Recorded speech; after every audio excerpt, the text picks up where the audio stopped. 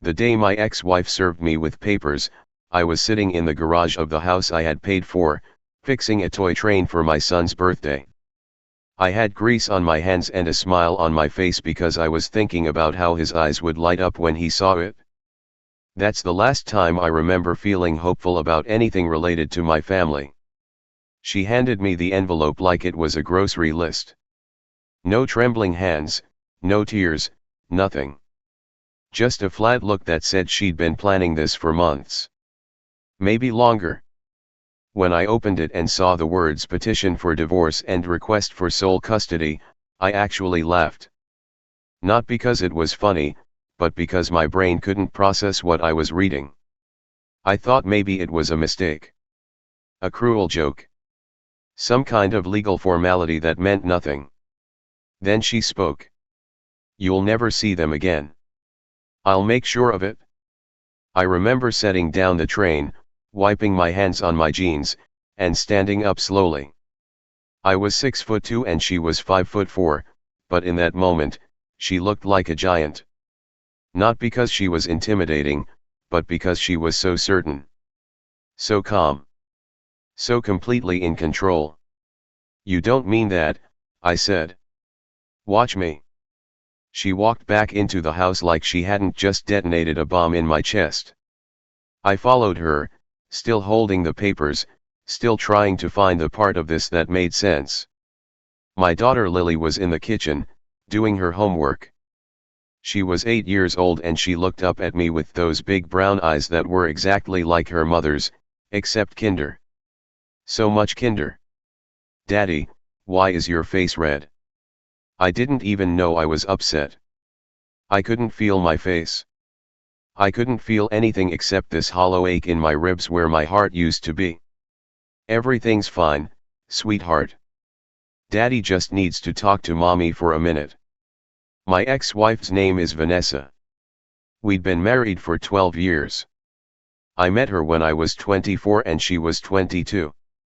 She was studying to be a paralegal, and I was working construction, saving up to start my own contracting business.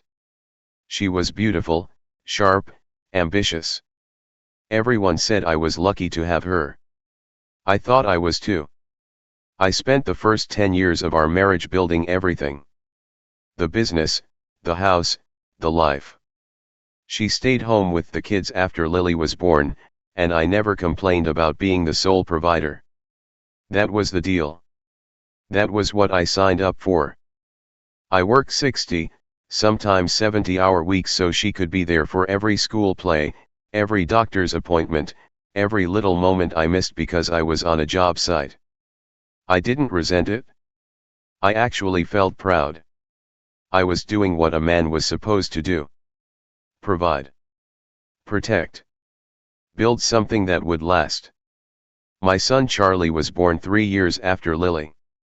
He was a surprise, a beautiful, loud, demanding surprise. Vanessa had postpartum depression after him, and I hired help so she could rest. I took on extra jobs to cover the cost. I didn't complain. I didn't even think about complaining. That was just what you did. You took care of your family. What I didn't realize was that Vanessa had stopped seeing me as her husband somewhere along the way. I became a resource. A tool. Something to be used and managed and eventually discarded when it was no longer convenient. The divorce papers were just the beginning. She filed for sole custody, claiming I was emotionally unstable, that I had anger issues, that I was a danger to the children. None of it was true. There was no history of violence, no police reports, nothing. But she knew that in family court, accusations could be just as damaging as proof. She knew that if she said enough, loud enough, often enough, it would leave a stain. I hired a lawyer, a man named Gerald who had been practicing family law for 30 years. He looked at the papers, looked at me, and asked one question. "What did you do to make her this angry?" I didn't have an answer. I still don't, really. I worked. I provided. I came home exhausted but I still read bedtime stories, Went to soccer games, fixed the dishwasher when it broke. I wasn't perfect. I know I wasn't.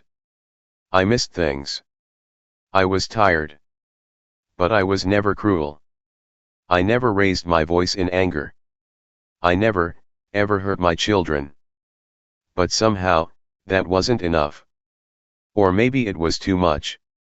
Maybe she resented me for being the one who held everything together while she unraveled. I don't know. I'll never know. The first custody hearing was a nightmare. Vanessa sat on one side of the courtroom looking like a wounded bird, and I sat on the other side looking like the monster she'd painted me to be. Her lawyer, a sharp-eyed woman named Patricia, laid out a narrative so carefully crafted that I almost believed it myself. I was distant. I was absent. I had a temper. I was a danger. I sat there listening, gripping the armrest of the chair, feeling my knuckles go white. I wanted to stand up and yell that it wasn't true. That I had worked myself to exhaustion for years so they could have everything. That I had never raised a hand to anyone in my life. That the only thing I was guilty of was trusting someone who didn't deserve it. But Gerald told me to stay quiet. So I did. What does your father do when he's angry? Patricia asked Lily during a brief recess. They'd brought the kids in for a quick interview with a court-appointed therapist. I wasn't allowed in the room. He yells, Lily said softly. The therapist asked for an example. When he has to work on Saturdays, he gets mad and slams the door. I remembered that.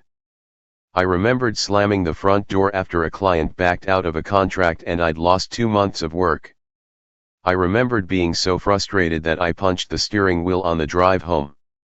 I remembered apologizing to Vanessa that night, telling her I was sorry I was stressed, that I'd try to do better. She must have written all of it down. Filed it away. Waited for the right moment to use it. The judge granted temporary custody to Vanessa with supervised visitation for me, once a week, 2 hours at a time, at a county facility. I couldn't take them to my house. I couldn't take them to a park. I had to sit in a sterile room with fluorescent lights and plastic chairs and watch my children play with toys that didn't belong to them. Charlie was 6. He didn't understand what was happening. He'd run to me when I walked in and hold onto my leg like I was the only stable thing in his world. Lily was more cautious. She'd sit on the opposite side of the table and draw pictures, sometimes for me, sometimes just for herself. I could see her trying to figure out the rules of this new world, trying to find a way to love me without making her mother angry. You know I love you, right? I asked her one day. She nodded, but she wouldn't look at me. Lily, please look at me. She lifted her head. Her eyes were watery. Mommy says you're the reason we don't live together anymore. I felt my chest crack open. I wanted to tell her the truth. I wanted to explain that this wasn't my decision, that I was fighting every single day to be in her life, that I would give up everything I owned just to have breakfast with her and Charlie every morning. But I couldn't. The therapist was in the corner, taking notes. Anything I said could be used against me. Sweetheart, I'm doing everything I can to fix this. I promise. Then why aren't we fixed yet? I didn't have an answer for that. I still don't. The supervised visits went on for 3 months. 3 months of showing up on time, being calm, being present, being everything the court wanted me to be. 3 months of watching Vanessa's narrative get stronger while I stayed silent, thinking the truth would eventually win out. It doesn't work that way. I learned that the hard way. During those months, I discovered something that shattered me even more than the custody battle. Vanessa had been draining our accounts. The savings I had built for the kids' college, the emergency fund, even the checking account we used for household expenses. All of it was gone. She'd been transferring money to a separate account in her name for over a year before she filed. I confronted her at one of the custody exchanges, in the parking lot of the county building. "The money for the kids' college," I said. "Where is it?" She didn't even flinch. "I spent it on them." "You spent $80,000 on 2 kids under 10 in a year? What did you buy, a gold-plated trampoline?" She smiled. It was the coldest thing I'd ever seen. "Lawyers are expensive. You should know that by now." She had used our kids' college fund to pay her divorce attorney. She had spent my savings to build a case against me. And there was nothing I could do about it because she was the account holder and I had signed the papers giving her access, trusting her, believing that we were partners. That's when I realized the depth of her planning. She hadn't just decided to leave. She had been preparing for years. Every argument, every moment of frustration, every time I was too tired to be emotionally available, she had filed away as evidence. She had been building her case while I was still trying to save our marriage. I started working even more to pay my own legal fees. I didn't sleep. I barely ate. I lost 30 pounds and started looking like a ghost in the mirror. Gerald warned me that I needed to take care of myself, that the stress was making me look unstable, which would only help Vanessa's case. I didn't care anymore. I couldn't care. I had lost my wife, my home, my children, and now my money. What was left to protect? Then something shifted. It was small, almost invisible, but it was the first crack in the armor. It was a Thursday evening at the county facility, and Lily was playing with the dollhouse while Charlie sat on my lap, chewing on a plastic dinosaur.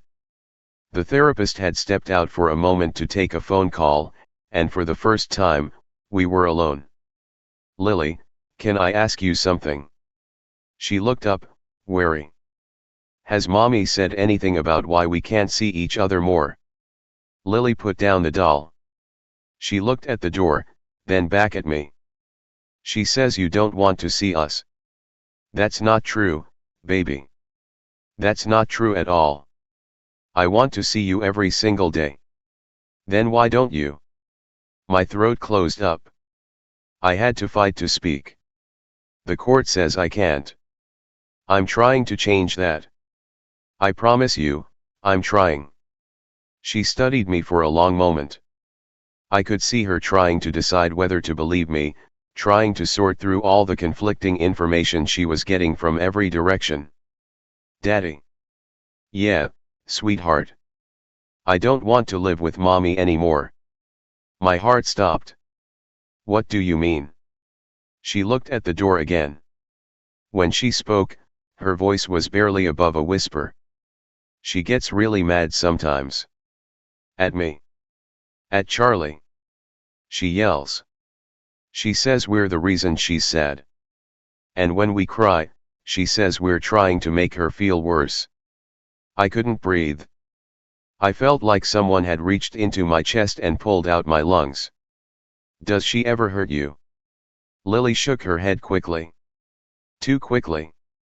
"Not really. She just pushes sometimes. But I'm not supposed to tell anyone." I held Charlie tighter, feeling his little body breathe in and out, so trusting, so helpless. My son was asleep in my arms while his mother was verbally abusing him at home. My daughter was terrified to tell anyone the truth because she'd been threatened into silence. Something in me changed in that moment. I stopped being sad. I stopped being hurt. I stopped being the man who wanted to keep the peace. A switch flipped, and I became something else. Something harder. Something that would burn everything down to protect those kids. The therapist came back, and I forced myself to smile, to stay calm, to act like nothing had happened. But inside, I was already building a new plan. One that didn't rely on Vanessa being fair or the court being reasonable.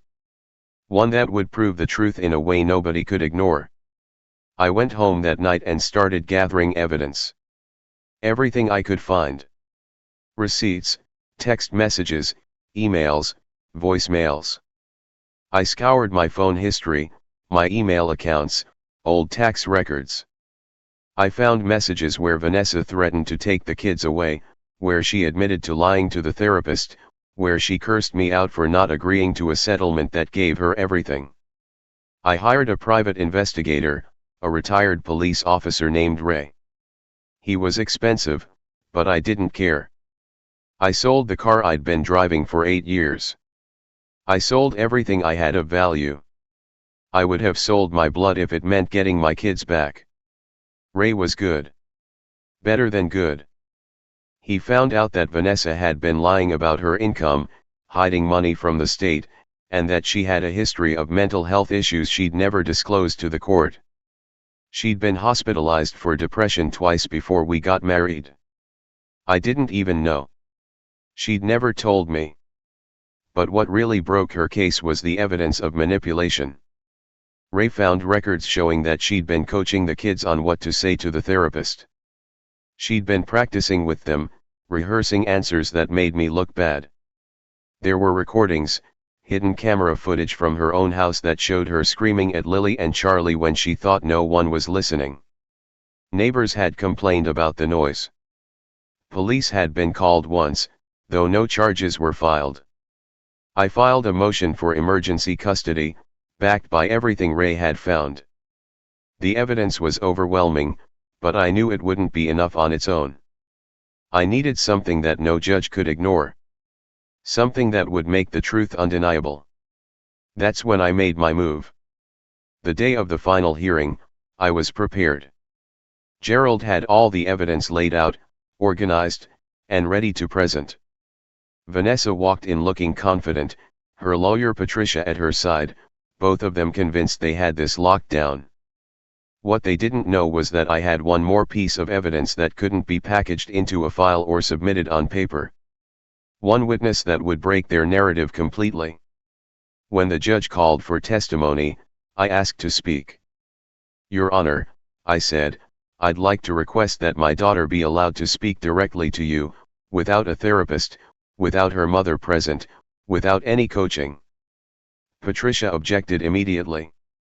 She said Lily was too young to testify, that it would be traumatic, that I was using her as a pawn. Vanessa was crying, the same performance she'd been putting on for months. The judge looked at me with a skeptical expression. Mr. O'Connor, the court has already heard testimony from the court-appointed therapist regarding your daughter's feelings. With respect, Your Honor, the therapist only heard what my ex-wife wanted her to hear.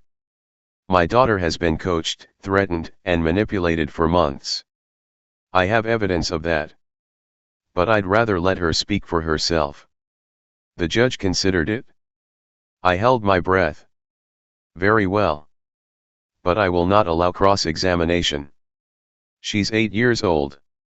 I will ask her a few questions in chambers, with only you and Mr. O'Connor's attorney present. And if I believe she is being coerced in any way, I will stop the hearing and rule against you. Do you understand? Yes, Your Honor. I didn't feel confident. I felt sick. I had no idea what Lily would say. I had no control over this. She could freeze up. She could say something that confirmed their narrative. She could be so terrified of her mother that she would just repeat what she'd been trained to say. But I had to trust her. I had to believe that, somewhere deep down, she understood what was at stake. They brought her into the judge's chambers. I watched through a small window as she sat in the big leather chair, her feet dangling, looking so small and scared. Vanessa was in another room, pacing. I could see her through a different window, and she looked like a cornered animal. That should have made me feel satisfied, but it didn't. I just felt hollow. The judge leaned forward and smiled gently. Lily, do you know why you're here today? She nodded, then shook her head. She was so confused. Your daddy wants to spend more time with you. But your mommy has told me that your daddy isn't safe for you to be around. Do you understand that? Lily nodded again. Do you think your daddy is scary? She looked at the floor. I could see her hands trembling. "No," she said quietly. The judge leaned in closer. "Can you tell me a little bit more about that? What's your daddy like?" Lily took a deep breath. I could see her gathering courage. "Daddy tells me I'm smart. He reads me stories. He takes me to the playground. He says I can be anything I want to be when I grow up." "That's good," the judge said. "That sounds like a nice daddy." Lily nodded, but I could see something in her face shifting. Pain, maybe. Or fear. I couldn't tell. "Lily, is there anything you want to tell me about your mommy?" She went still. Absolutely still. I could see her looking at the floor, looking at the window where her mother was pacing, looking at her own hands. "She gets angry," Lily said finally. "She says bad things. She says I'm a liar. She says I'm going to end up like daddy." "End up like your daddy? What does she mean by that?" The door to the judge's chambers was partially open, and suddenly, I heard Vanessa scream from the other room. "Lily, you tell them I'm a good mother. You tell them." Everyone froze. The judge looked up with an expression I couldn't read. Patricia, Vanessa's lawyer, hurried over to calm her down. "Mrs. O'Connor, you need to stay calm. Please sit down. Don't tell me to be calm. That woman is going to take my children." Lily started crying. I could see her little shoulders shaking, her face crumpled into that expression of pure helplessness that only children know how to wear. The judge looked at her with something that might have been compassion. Or pity. Or maybe both. "Lily, I'm going to ask you one more question. And I need you to be honest. Do you understand?" She nodded, sniffing. "Who makes you feel safer? Your mommy? Or your daddy?" Lily looked up at the judge. She looked at the window where her mother was pacing. She looked at the door where I was standing, out of sight, waiting, hoping, dying. She wiped her eyes with her sleeve. "Daddy," she said. "Daddy makes me feel safe." The judge nodded slowly. Then she turned to the court reporter. "Note the witness's response." I don't remember what happened next. The rest of the hearing feels like a blur. The judge came out, listened to more arguments, went back to her chambers to deliberate. Vanessa was hysterical. Patricia was trying to salvage something, but I could see she knew it was over. The judge returned and delivered her ruling. Full custody to me, supervised visitation for Vanessa pending a psychological evaluation. She cited substantial evidence of parental alienation and emotional manipulation and credible concerns about the children's safety in the defendant's home. Vanessa started screaming. She called me every name you can think of. She threatened to appeal. She threatened to run. I just stood there, holding my children's photos in my hands, trying to process what had just happened. When the court was dismissed, I walked out of the building. The sun was shining. I remember it because it felt obscene. How could the world be so bright when my life had just been torn apart and put back together? I sat in my truck, and I let myself break down. I cried for the first time in months. Maybe the first time in years. I cried because I had my kids back. I cried because of what they'd been through. I cried because I was so tired. Lily and Charlie were placed in my custody the next week. The transition was hard. They were confused, scared, still processing everything. Lily kept asking if her mother was going to come get her. She'd watch out the window every time a car passed, her little body tensing up until she realized it wasn't her mother's car. Charlie had nightmares.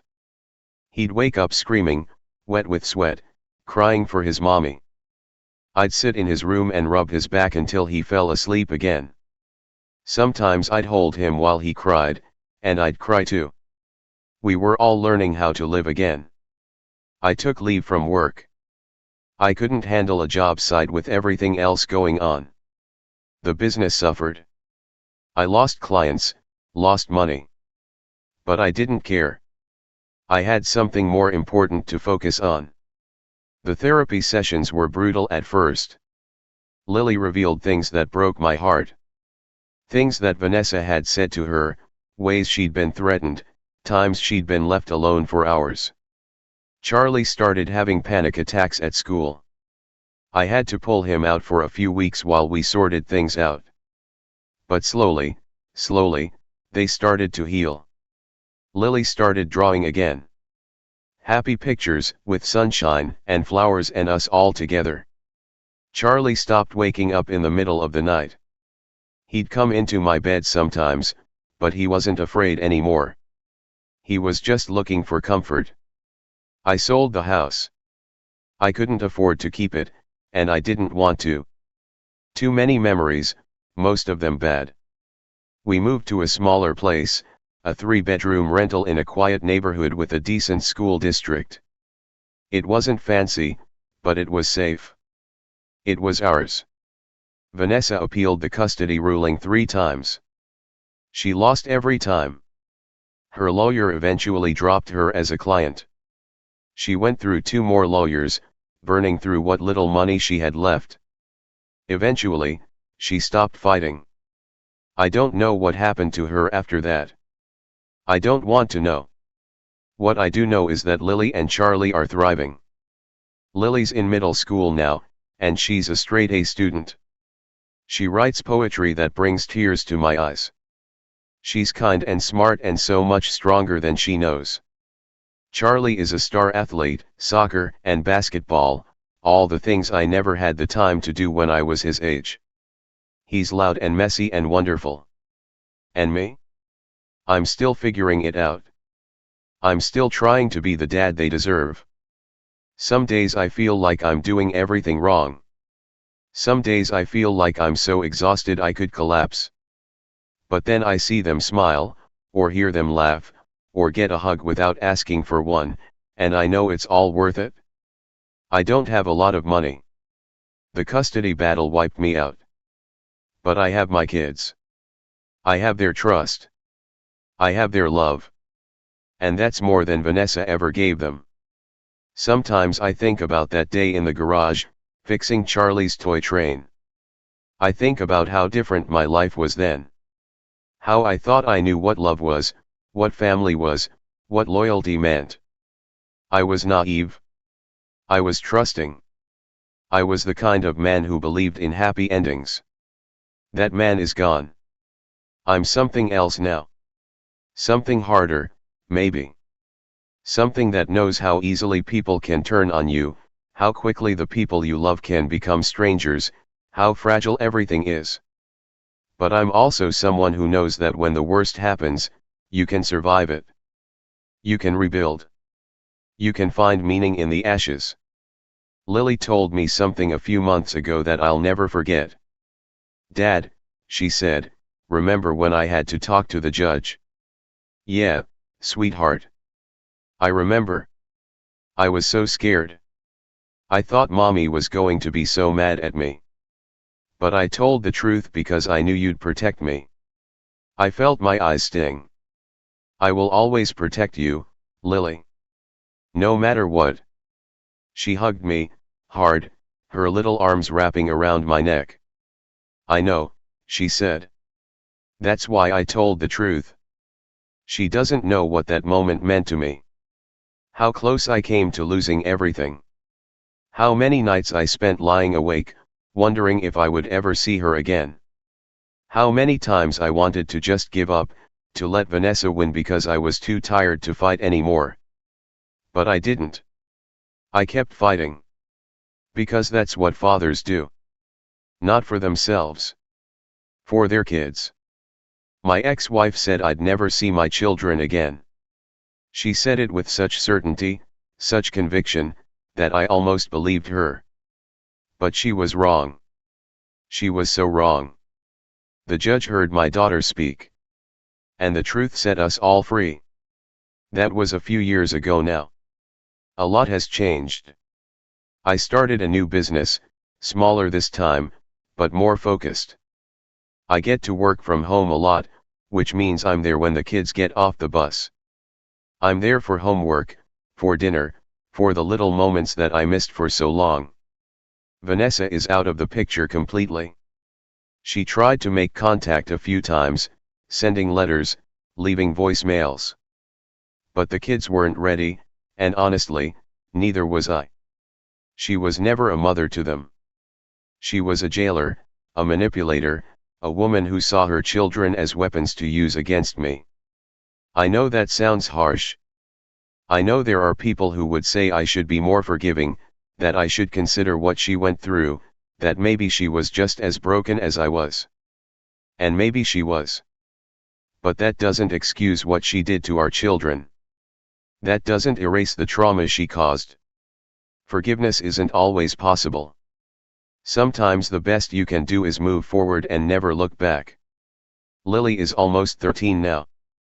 She's becoming her own person, full of opinions and dreams and fierce determination. She wants to be a lawyer, which is ironic considering everything she went through. She says she wants to help kids who don't have anyone to fight for them. Charlie is 9. He barely remembers his mother, which I think is both a blessing and a tragedy. He asks about her sometimes, and I answer his questions as honestly as I can without painting her as a monster. He deserves to make up his own mind when he's old enough. I've started seeing someone. A woman named Elena who works at the school. She's patient and kind and she understands what I've been through because she went through something similar with her ex-husband. She's not pushy, not trying to replace anyone. She just wants to be part of our lives, and that's enough. It took me a long time to trust again. I'm still not sure I fully do. But I'm learning. Every day, I'm learning. If you've made it this far, I want to tell you something. Something I wish someone had told me when I was at my lowest. You're stronger than you think. You've survived everything that's been thrown at you, and you're still standing. You're still fighting. That matters. That's not a small thing. I know how hard it is to be a father. I know the weight of it, the pressure, the endless feeling that you're not doing enough. But you are. Just being there, just showing up, just loving them the best you can, that's what counts. Don't let anyone tell you otherwise. Not your ex, not the court system, not the voice in your head that says you're not good enough. Because at the end of the day, your kids will remember who was there for them. They'll remember who fought for them. They'll remember who never gave up. And that's the only thing that really matters. My ex-wife thought she could erase me from my children's lives. She thought she could silence the truth with enough threats, enough manipulation, enough planning. She was wrong. She forgot one thing. Kids remember. They know who loves them. They know who's safe. They know who tells the truth. And when the moment came, my daughter spoke for herself. She chose the truth. She chose me. That's something no amount of court documents or legal maneuvering could ever take away. It's a quiet victory. It's not dramatic or flashy. It's just a dad and his kids, living a simple life, finding joy in the small things. But it's everything to me. It's everything. If you're out there and you're fighting for your kids, keep fighting. It will be worth it.